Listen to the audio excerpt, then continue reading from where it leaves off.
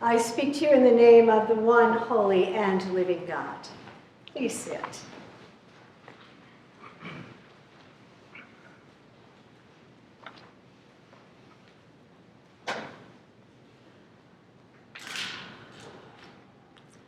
Well, at 2 p.m. every Wednesday afternoon, a group of folks meet on Zoom for 20 minutes of centering or contemplative prayer, followed by a half hour of engaging the gospel text assigned for the upcoming Sunday. The process of engaging the gospel is called Lectio Divina, divine reading, because it moves from reading the words to understand the narrative content, what is this story about, to discovering how the living word of God reaches through that text and speaks to us today. Now, this past Wednesday, there was lots of head scratching and grimacing. The first time we read through the text, Deacon Linda just read to us about the man who is going to go on a journey and entrusts his 3 slaves with his property. First reading, a lot of things jumped off the page. Oh, about slaves. What do we think about slaves? And investing and trading and winning and losing and making a profit and having a fearful, harsh, and unreasonable master. And the very idea that to those who have much, more will be given. But for those who have little, all will be taken away. Folks did not like this text. One said, where is compassion? Where's justice? And another one said, well, if I was writing the Bible, I would not include that parable. And so we read the text again. And this time we noticed that the 2 slaves who were given 5 and 2 talents respectively must have also known that the master was a harsh and unreasonable man. But still, they took the risk to invest their talents.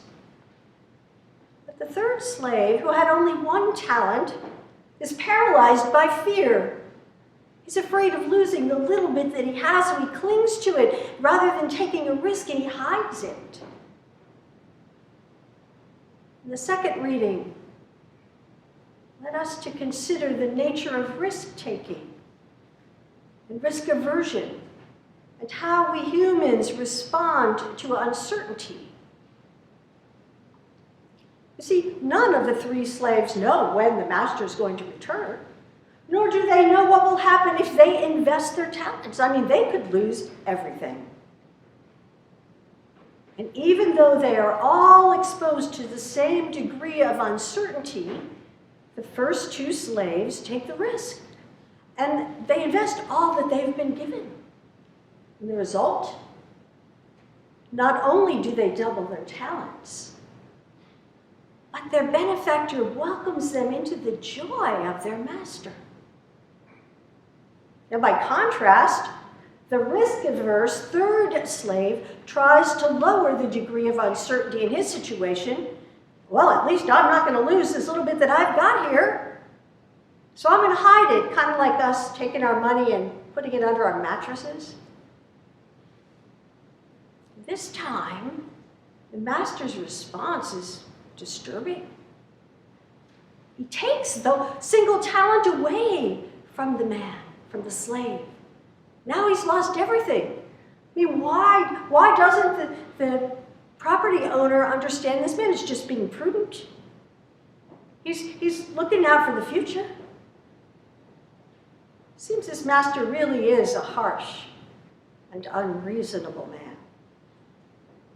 So we're still, distressed and grumbling, dissatisfied with this gospel text, and read it a 3rd time.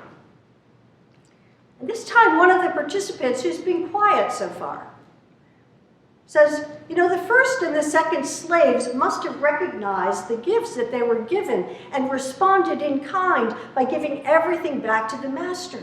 Not only all that they were given, but all that they had accrued.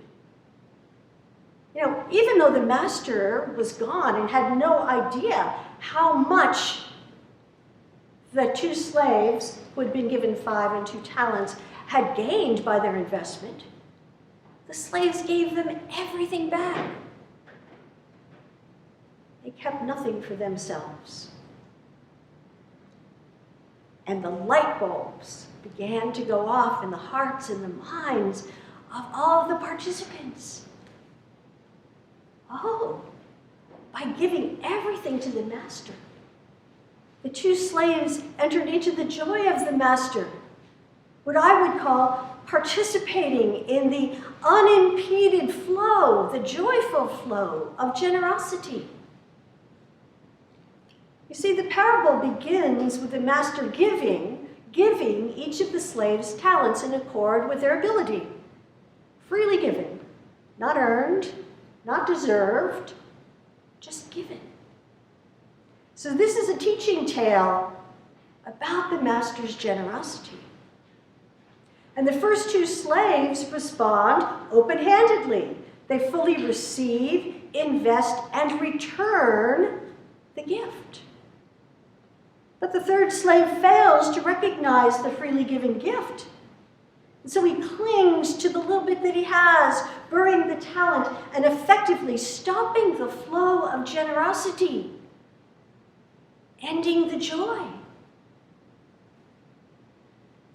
So instead of being welcomed into the master's joy, the 3rd slave experiences the natural consequences of his failing to trust the generosity. And he essentially casts himself into the outer darkness. It's his fear that causes his weeping and gnashing of teeth.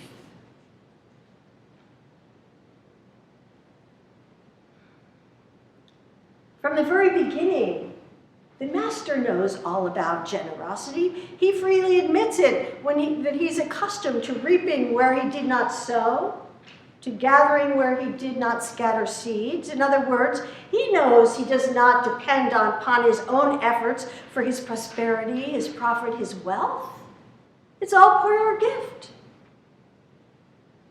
And so he opens his hands and generously continues that flow of wealth to his slaves. Apparently, 2 of the slaves live in faith with hope because even in the face of uncertainty and the potential harsh and unreasonable master, they choose to trust the generosity extended to them. They choose to continue the flow through them, recognizing that all that they have, all they've been given is pure gift. They are trustworthy. And they allow the joy of generosity to flow through them.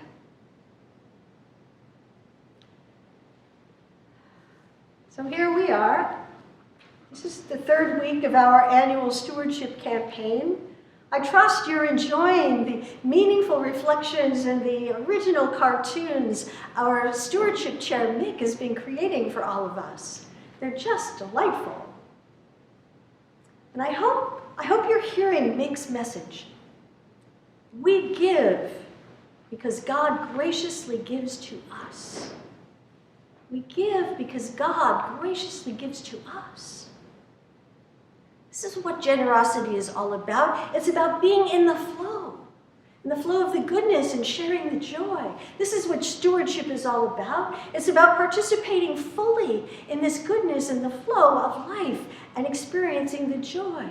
All that we have, all that we are, in fact, is pure gift. And if we are trustworthy, we allow that generosity to continue to flow through us, unimpeded.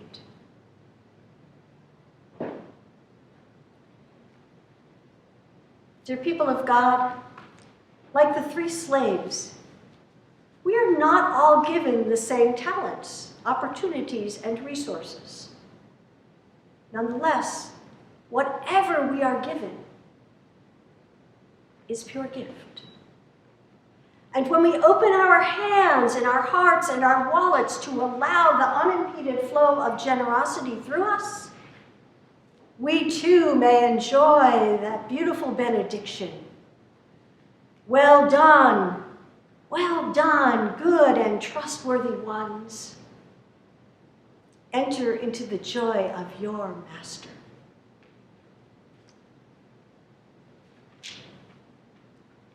Amen.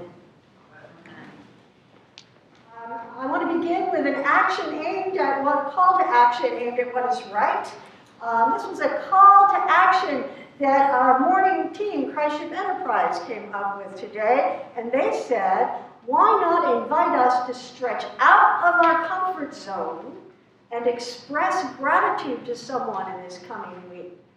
But express gratitude in a way that really stretches us. So I look forward to hearing how you do that. Thank you very much for that.